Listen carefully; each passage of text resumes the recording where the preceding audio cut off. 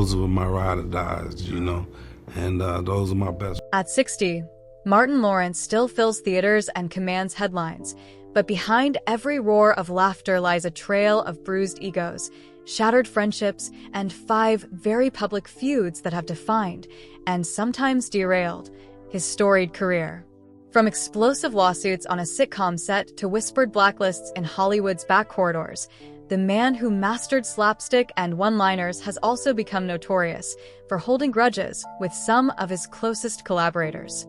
Here's how 5 major clashes unfolded, scene by scene, and how each rivalry left its mark on Martin's rise and occasional stumble to comedy royalty.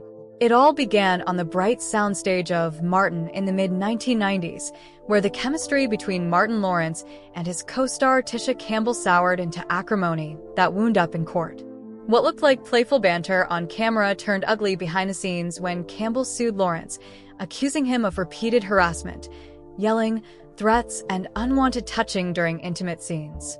Martin was quick to deny every claim, dismissing the lawsuit as baseless and vowing to defend himself vigorously.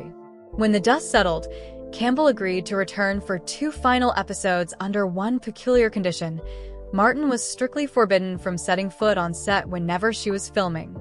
That awkward arrangement did little to repair their fractured dynamic. The show's laughter track remained intact, but the spark between its leads vanished, and Campbell's character gradually faded into the background as ratings and relationships alike began to slip.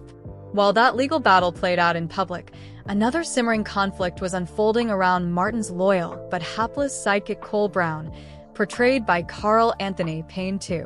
In the early seasons, Payne's goofy charm sharpened each episode's comic edge, but as the show climbed to the top of the sitcom charts, whispers began to circulate that Martin was quietly undercutting him.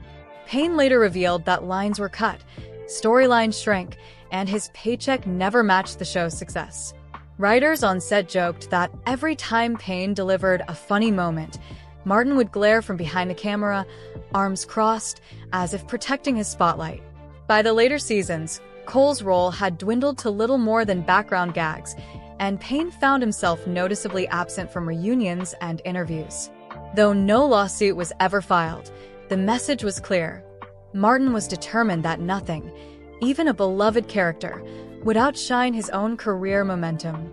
A similar pattern emerged with Garrett Morris, the seasoned comedy veteran who brought sleazy boss Stan Winters to life in the show's early days. Behind the scenes, Morris expected creative respect commensurate with his Saturday Night Live pedigree, but instead found himself being edged out.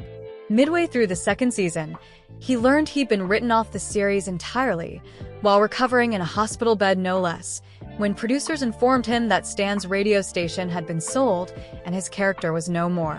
Morris has never minced words about that departure. He says Martin lobbied writers to scale back Stan's role, froze him out of tables reads, and ensured there would be no farewell on camera. The abrupt erasure of a veteran comic left many fans scratching their heads, and stands as one of the few times a former cast member openly called Lawrence's set hostile. Beyond the boundaries of the Martin soundstage, another feud with fellow comedian Tommy Davidson revealed a darker side of competition in Hollywood's fledgling era of black sitcoms. In the late 1980s and early 90s, both Martin and Davidson were emerging stars, carving out space for black voices in mainstream TV. But instead of solidarity, rivalry took root. Davidson claims that Lawrence used his growing influence to blacklist him, bad-mouthing him to producers, veering away from joint appearances, and effectively steering the industry's focus away from any rival comic. Without producers willing to take a chance on 2 headlining black comedians at once, Davidson found himself relegated to guest spots and smaller film roles, while Martin took the lead in blockbuster hits. Although no legal action was taken, multiple insiders have since corroborated that it was practically impossible for 2 comedic heavyweights to break through simultaneously, and that Martin did not hesitate to pull the ladder up behind him. On screen, the banter between Martin and Tichina Arnold as Pam on Martin felt like family-style teasing. Off-screen, it was a far cry from sitcom warmth.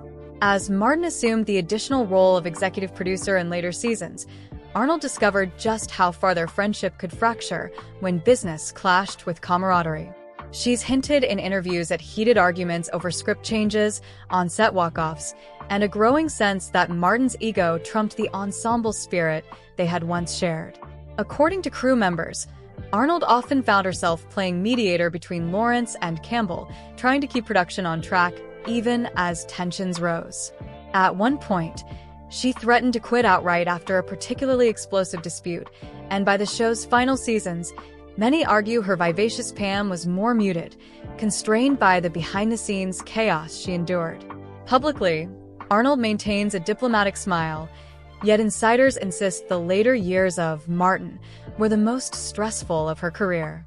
Amid these personal battles, Martin's own health struggles and brushes with the law added another layer of complexity to his public image. In 1996, he was arrested in Los Angeles after being found wandering the streets with a gun, shouting that someone was out to kill him. 3 years later, while training for a new film in extreme heat, dressed in a heavy plastic jogging suit, he collapsed and slipped into a 3-day coma. Friends and fellow comedians, including Dave Chappelle, have spoken candidly about his severe burnout and mental health challenges, pointing to the relentless pressures of fame and the darker side of an industry that seldom stops to ask if its stars are truly okay. Those struggles have also taken a toll on Martin's once legendary partnership with Will Smith. From their electric camaraderie in the Bad Boys films to late-night banter and red carpet moments, they seemed inseparable. Lately, however, their public appearances have felt surprisingly subdued. Industry gossip suggests Martin may be stepping away from the upcoming 4th installment of the franchise, telling close friends he's seen enough of Hollywood's hidden deals, blackmail schemes, and reputation-wrecking tactics to want out. Whether his decision stems from fresh insider revelations or the simple desire to preserve what's left of his peace, it speaks volumes that one of the biggest stars would quietly retreat from a payday that's practically guaranteed at the box office. Through all these feuds, 5 in total, one truth remains clear. Martin Lawrence's career is built on both charisma and conflict. Every lawsuit filed, every storyline clipped, and every backstage blacklist has shaped not only his professional trajectory, but the lives and careers of those who dared to work closely with him.